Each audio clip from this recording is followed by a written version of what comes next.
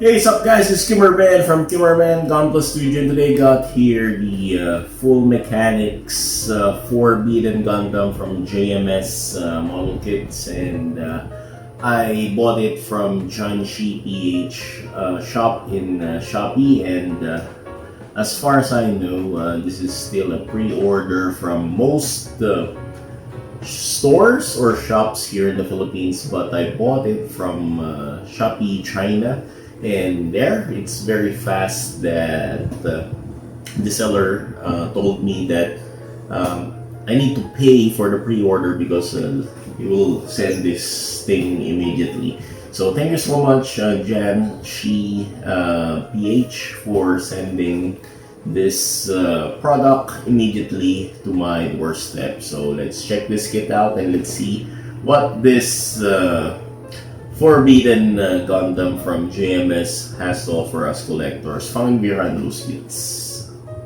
So we got here the box art of the Forbidden Gundam, and as far as I know is this box should have the Forbidden Gundam full mechanics, and even the logo for the full mechanics should be there, but this is very plain. And to be honest, I really like this because this is like much of a posterized Forbidden Gundam. So without those wordings, without those logos from Bandai or other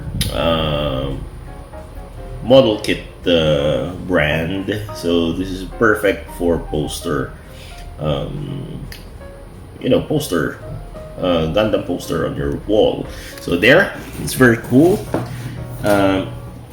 It's the same with the full mechanics box art, but without the wordings.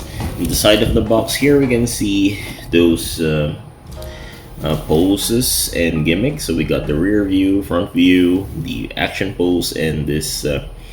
I don't know what mode is this one because I'm not that familiar. Anyway, the other side of the box, we can see this pose again, and there it's just the same. Yep, it's just the same with the other side. Okay, so at the bottom of the box we can see the picture, same from the box art.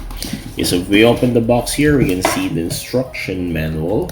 In the instruction manual we got here now the logo here, so Gundam Seed it says, and there we got the Forbidden Gundam 100 scale, 100 over 1.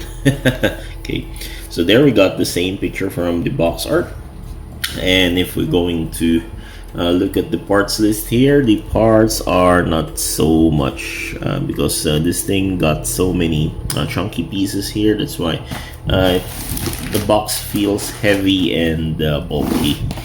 And there we go, we got to see the this is the copy from Bandai, yes, and there's this sticker covering some details underneath that, and there we go. So let's go with the manual. So the parts here is not that hard to build because I already built two of the JMS model.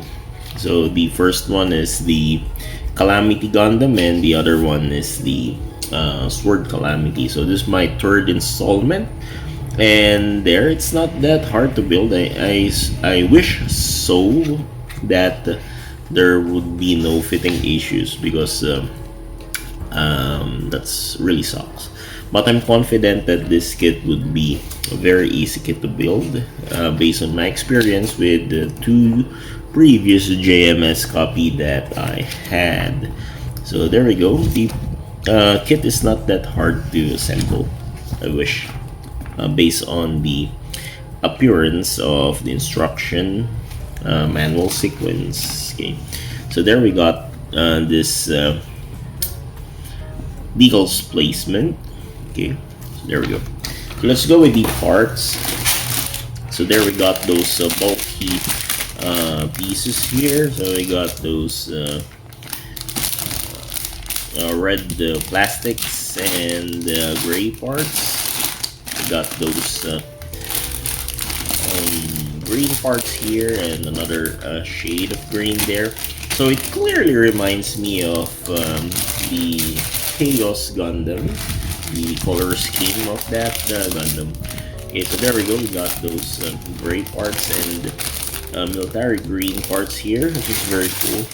And there we go. We got those chunky parts again, and we got those pieces again here.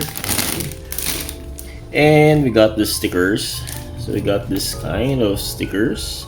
And what I noticed here is it doesn't have the this is tear off. I thought this is a company or the packaging defect or the seller defect, but no.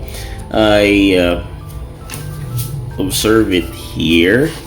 As you can see in the sticker, there should be those Bandai seal or logo with those Bandai words like that. So since this is a company that copied the Bandai, so they just removed those Bandai sealing there. Okay, so they're very nice move. So. And so we go with the parts list before we build the kit. So let's do this quick runner review. So we got this runner A here for this sight blade, and I find this very nice. And this is just a spray painted piece here. Okay, so we got here this green parts again for the runner A. So these are the chunky parts for the shield and for the mobile armor. Okay, so again, judging the quality of the plastic is really tough and strong compared with the Bandai plastic, where you can sense some a bit brittleness from their plastic, but this one doesn't have. And I just noticed some mold marks there, but it's manageable. Okay, so there we got this gray, dark gray parts for runner C1. So this is supposed to be the inner frame or inner frame like structures for the feet, for the legs. And we got here a runner B2 for this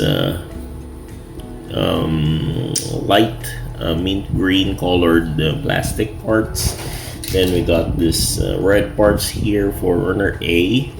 There we got this tubings here.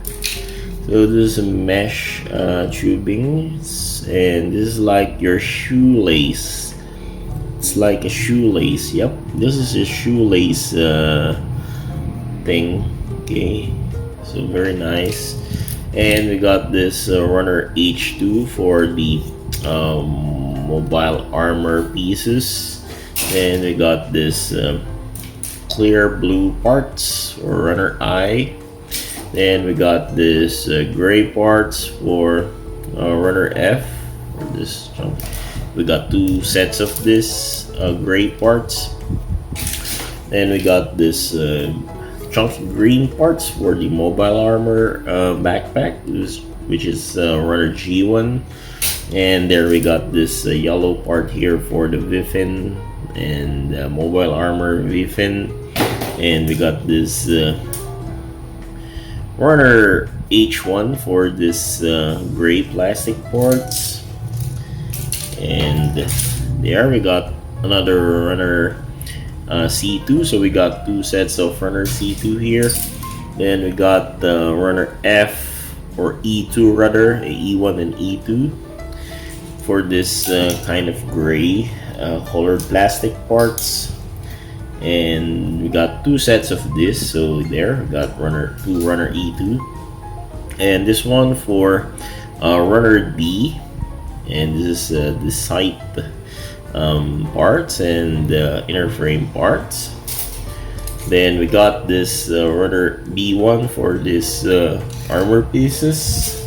And finally we got this runner G2 for this chunky parts for the mobile armor. Okay.